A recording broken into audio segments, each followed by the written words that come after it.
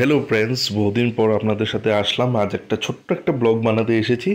আপনাদেরকে আশা করি আপনাদের ভালো লাগবে। একদম শেষ অবধি দেখবেন, আপনাদের ফ্রেন্ডসদের সাথে রিলেটিভস সাথে শেয়ার করবেন, লাইক করবেন। আর অলমোস্ট হয়তো অনেকরা এই রাস্তা দিয়ে গেছে, আপনারা হয়তো বুঝতেই পেরেছেন। অলরেডি আমি জায়গার নামটা মেনশন করে দিয়েছিলাম শুরুতেই। তো এই জায়গাটা হচ্ছে, আমি যখন লামডিং থেকে তেজপুরে ড্রাইভ করে যাচ্ছিলাম তখন এই সিনারির বিউটিটা নেওয়া হয়েছিল।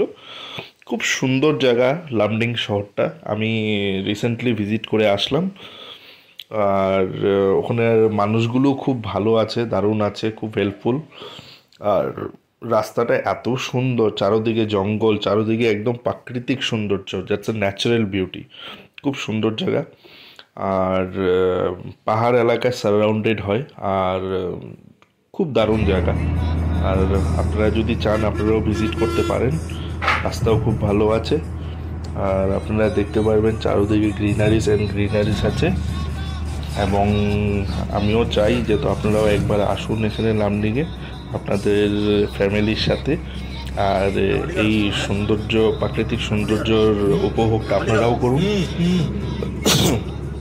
তবে সেদিন আমাদের অনেকটা দেরি হয়ে গেছিলো, কারণ হতে পারে আমি এখানে মেনশন করতে পারিনি, মিডিলে র্যাং ব্যাঙে আমাদের অনেক টাইম লেগে গেছিলো। সেখানে আমরা 5 ঘন্টা লাস্ট টাইম ট্রাফিক জ্যামে ফেসে গেছিলাম। তো রাতে বাড়ি ফিরতে ফিরতে প্রায় 3টে বেজে গেছে। তো তাই আপনারা যদি কোনো শ্রাবণ মাসে আসেন তবে সানডেটার মধ্যে একটু অ্যাওয়ার থাকবেন, কারণ ওখানে মেলা বসে, তো অনেকটা ভিড় হয়, বিশাল ভিড় হয়। তো আমরা সেই র্যাংব্যাং জায়গাটার মধ্যেই প্রায় 5 ঘন্টা লেগেছে আমাদের ক্রস করতে ওই এরিয়াটার মধ্যে।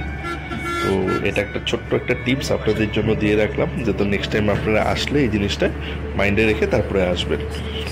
আর থ্যাংক ইউ। এখানে রেলওয়ে কানেক্টিভ, অথবা একটা কথা, লামডিং আপনারা রেলওয়ে দিয়েও আসতে পারেন, সেটার কানেক্টিভিটি খুব ভালো। আর থ্যাংক ইউ, সঙ্গে থাকবেন। Thank you.